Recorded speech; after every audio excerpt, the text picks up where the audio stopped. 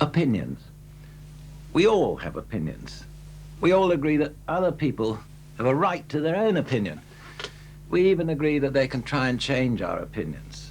They can march around with banners in the streets. But how do ideas and opinions change? How can opinions actually have effect on politics, on power?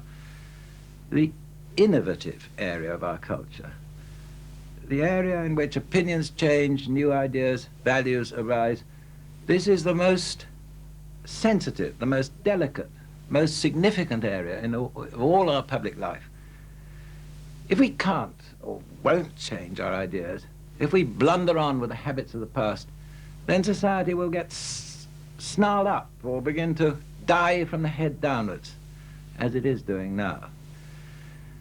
I'm going to argue that this delicate, innovative area of our culture is in some ways more manipulated, more marginalized, more threatened than for a long time. New ideas do, of course, they still arise in our society, but they're either co-opted into a manipulated consensus or they're pushed aside into a margin of public life where people can still march around with banners in their hands, but their hands will never be permitted to touch the levers of power.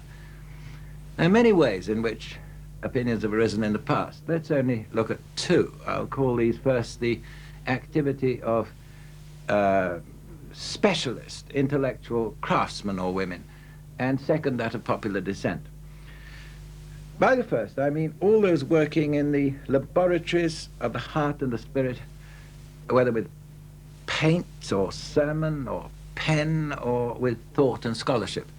I'm thinking of artists, philosophers, Puritan lecturers and preachers, satirists, polemicists, dramatists. These people were never, until recently, out there on the edge of the nation's discourse. They took a central part of it. It's true that this discourse was a narrow, class-bound one, and most of the nation were left outside the windows listening. But the means of communication which these intellectual craftsmen used didn't need huge sums of capital to purchase a newspaper or access by kind permission of some authority to broadcasting media. What they had was the small printing press, the pulpit, the stage, and these weren't beyond their reach. Now, this doesn't mean they were all starting off on a par, but the competition wasn't wholly unequal. Now, since these voices were part of the nation's discourse, it follows that this discourse, and especially that part of it which we now call politics, was a different kind of discourse. These voices, they didn't only ask how questions. How do we fix the corn laws? Or how do we deal with the poor? They also asked why and where questions. Why do we let the state have powers over the citizen? Where is industrialism leading us? We're not able to ask these questions in the central arena of politics today. They may be asked still, but they're kept outside there on the margins. Now, this isn't because of any particular malice of any persons or ruling class. There's some of that around. It's partly the results of our amazing technology. A large part of the popular press is just bought. And, by the way, the capitalist press is capitalist, and a part of the public mind is bought with it. But the broadcasting media have a different problem. Now, I'm not here to knock all broadcasting. At its best, British television is pretty good. It's much better than what's chucked at the public in the United States. And what's generally appalling on British telly, and on all channels, is not just the prejudicial handling of particular political issues, but also the definition of what politics is, and who has the right to be in that set of frames. They go on and on in these frames to the point of tedium with the how questions only. How do we get inflation down? How should we cut up our defense budget between Trident and the Fleet? Something they call a national consensus is assumed.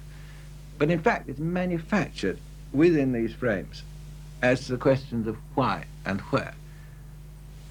An example. All political discourse assumes that we're agreed on the need for economic growth. And the only problem is to find the party which can best fix it. All over the world, people are beginning to ask different questions of why and where. Do we have the right to pollute this spinning planet anymore? To consume and lay waste resources needed by future generations? Might not mill growth be better if we could find a way to divide up the product more wisely, more fairly? Now, these questions can't be put in that set of frames. They aren't proper political questions. This is partly because of the insufferable arrogance of the major political parties. They long ago had the audacity, because of their parliamentary control of broadcasting, to confiscate this part of the nation's political life to themselves. Politics was defined as party politics and then was carved up unequally between them. If John Milton or William Hazlitt were still around, wanted to ask a question of why and where, the managers of all the parties would gang up to keep them off. So we got this extraordinary situation. The British people aren't totally stupid. TV acknowledges this with very good programs in sciences, natural history, the arts, and so on. But a central national discourse as to the ends and purposes of our public life, this discourse is sub-adult, it's managed, it's inane. Gardner's question time is much more adult and expert than Sir Robin Day's. Now, a body politic without an inquiring spirit to ask why and where, it's like a car bumming down a motorway with an accelerator pedal but with no more steering than can just keep the car barely on the lane. We rush onwards faster or slower. We can't take exits, go somewhere else, nor even stop and turn round. I mentioned poets. What an extraordinary contribution to our nation's political discourse they've made. Think of Langland, Chaucer, Marlowe, Milton, Marvell, Pope, Wordsworth, Blake, Shelley, Byron. These voices weren't some sort of extra condiment like H.P. sauce shaken on the British plate. They weren't just prettying the place up. They were part of what life was about. They asked society where it was going. I'll give you an example of what I mean by poets and how and why questions. Now, it'll be a familiar one to many of you, but it's none the worse for that. It's Yeats's poem, The Second Coming. Turning and turning in the widening gyre, the falcon cannot hear the falconer. Things fall apart. The center cannot hold. Mere anarchy is loosed upon the world. The blood-dimmed tide is loosed, and everywhere the ceremony of innocence is drowned. The best lack all conviction, while the worst are full of passionate intensity. Surely some revelation is at hand. Surely the second coming is at hand. The second coming. Hardly are those words out when a vast image out of spiritus mundi troubles my sight. Somewhere in sands of the desert, a shape with lion body and the head of a man, a gaze blank and pitiless as the sun is moving its slow thighs, while all about it real shadows of the indignant desert birds. The darkness drops again, and now I know that 20 centuries of stony sleep were vexed to nightmare by a rocking cradle. And what rough beast, its hour come round at last, slouches towards Bethlehem to be born? Now, I think that's one of the most necessary and full-throated political statements of this century. Yeah, I couldn't pretend to translate it into party political terms, nor could Yeats himself. The poem measures itself against our century the bloodiest century in time.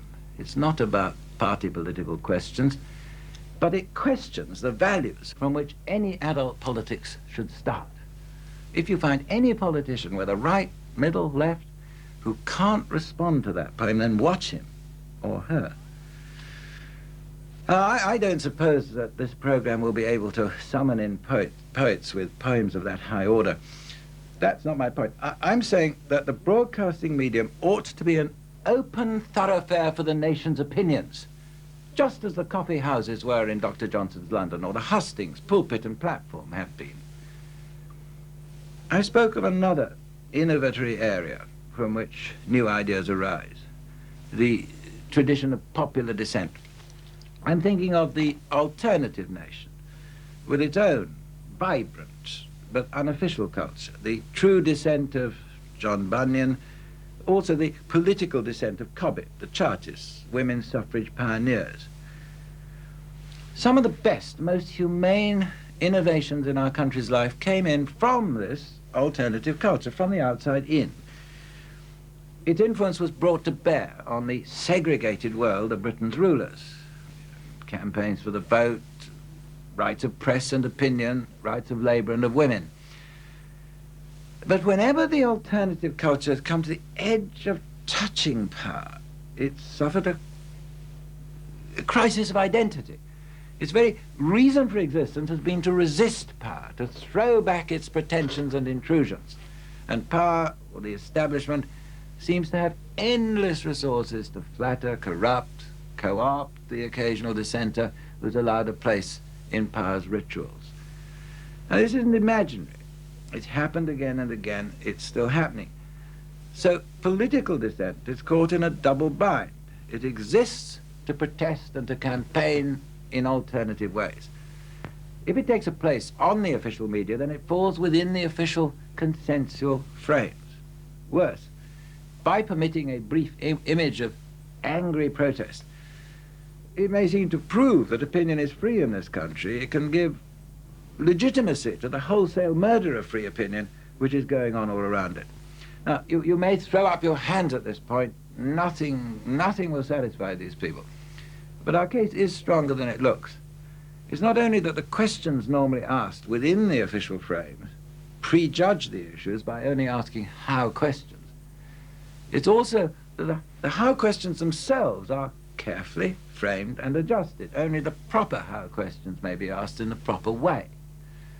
Now, it's wrong to place blame for this unfree state of affairs on individuals, for behind them there stands a state whose shadow falls on us all and blights the public mind.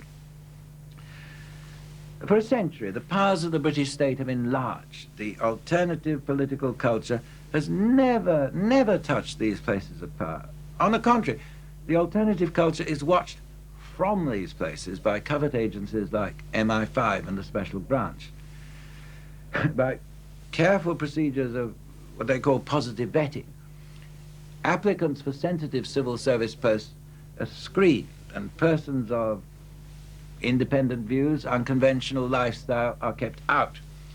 In this way, are pre-selected for the senior posts in the state only those persons who are subservient to the reasons of power, resistant to innovation.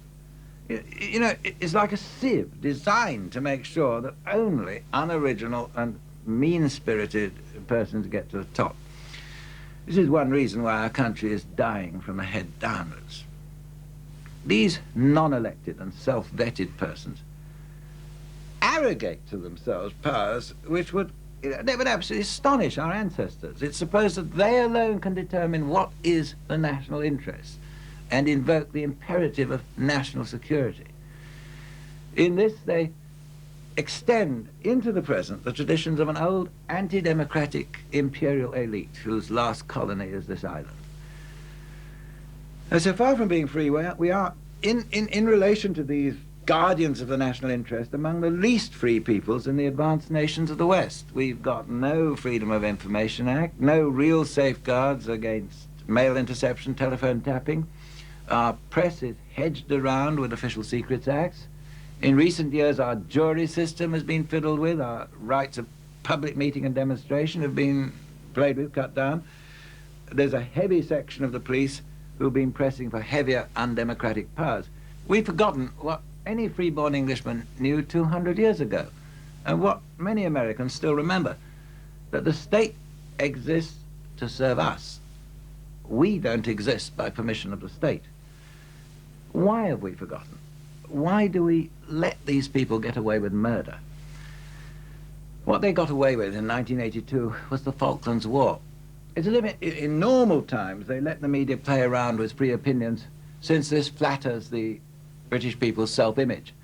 But in times of emergency, and they alone define what an emergency is, they move in sharply and take over the controls. In the case of the Falklands War, the lie beamed to us on all channels, from the Jimmy Young show to the mainline news, was that the task force was acting with the blessing of the United Nations Security Council in defense of the rule of law and in support of Resolution 502. Now, I happen to support this resolution, which was passed just after Galtieri's invasion. Moreover, world opinion supported it also. This resolution carried with it a quite remarkable weight of international support. You see, despite their hostility to anything smacking of colonialism, 5 third world nations voted for it. Despite Hispanic kinship with Argentina, Spain abstained. Despite our supposed adversary postures, the Soviet Union and China didn't use their vetoes. Only Panama sat in the doghouse. Resolution 502 gave the real basis for an international exercise in enforcing the rule of law, for making the United Nations actually work for once through resolute diplomacy and sanctions. Instead, it was seized on by Mrs. Thatcher to sanction the rule of war. It was imprinted on British opinion by every means that Resolution 502 was a Security Council imperative demanding instant Argentine withdrawal from the Falklands and licensing every British military action to bring this about. But as you can see, it was nothing of the sort. The resolution had 3 parts, only one of which was brandished aloft by our government. Yes, it demanded Argentine withdrawal. It also demanded diplomatic resolution of the difficulties, and it demanded that there should be a cessation of hostilities. In the next weeks, while the task force sailed to the Falklands, our government, with the aid of the United States, prevented the Security Council from meeting on the same issue again. When it finally did so, and it called then for an immediate ceasefire on the islands and the implementation of Resolution 502 in its entirety and all parts thereof, the terms of the voting had dramatically changed. The United States first voted for Britain and then abstained. Now you'll notice that it's Britain this time and not Panama in the doghouse. That's quite remarkable. It was Mrs. Thatcher's extraordinary achievement in only 2 months to run through all that credit of international goodwill and to run up an equivalent debt of the world's censure. At the height of the Falklands victory, Britain stood alone in the Security Council, condemned, snubbed by every nation, just as Begin's Israel stands now. But did you know that? Neither the media nor Mrs. Thatcher went out of their way to tell you. That UN vote was passed over in silence. To receive the world's censure is a serious thing.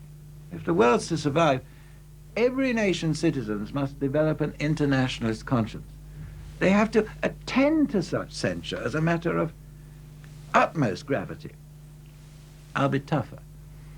You perhaps suppose that during the Falklands War you weighed up the pros and the cons for yourself and formed your own opinions. But many of you did not. You sucked in your opinions at the pap of an authoritarian state.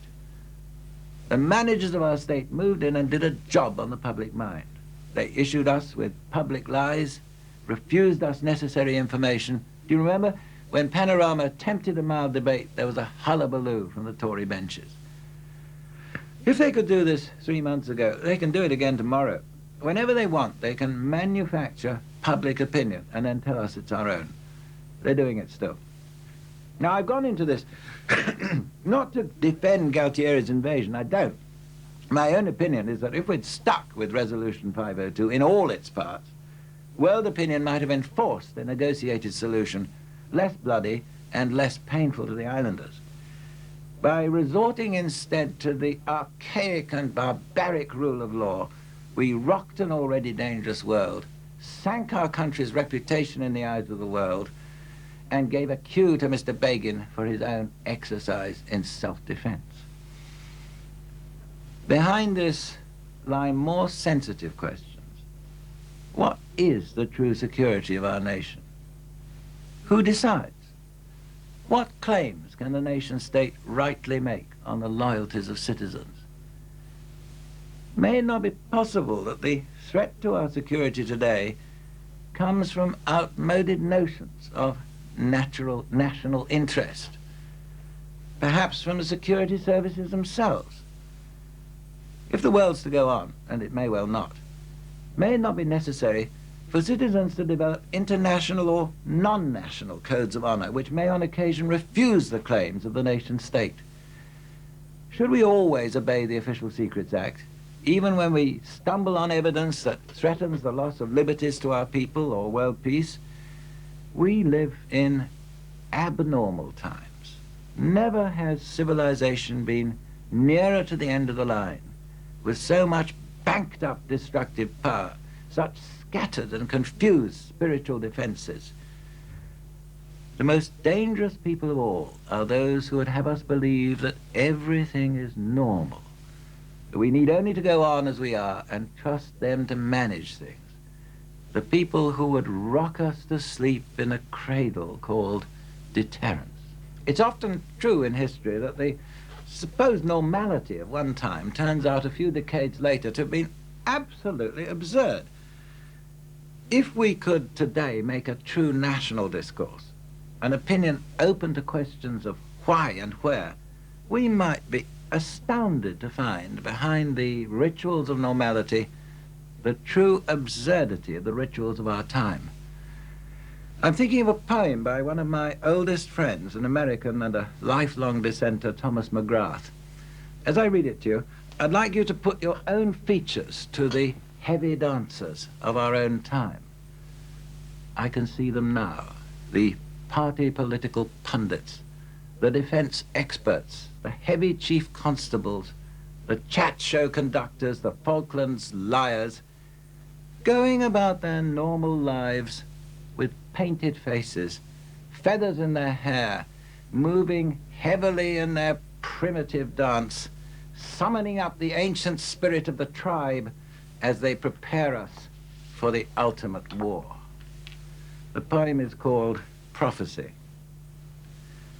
Alas, the long, sad generations of machines. Bit by bit, that dark star, the Pentagon, is crowded with devices that speak in unknown tongues. They take over the conference rooms, the general's washroom, finally, the little chapel of the B-52s. And now, no one knows what they are talking about. The human concepts, given them long ago, change. Something happened to the concept of honor when the oil overheated. A bit of dust on a diamond connection has wiped out security. At certain temperatures, even the idea of patriotism freezes. And so it is that this morning the generals and bankers are discovered, carrying the water, carrying fetishes and the colored earth up to the steps where now, painted, with feathers stuck in their hair, they dance heavily, heavily, heavily calling out to the unknown ones inside.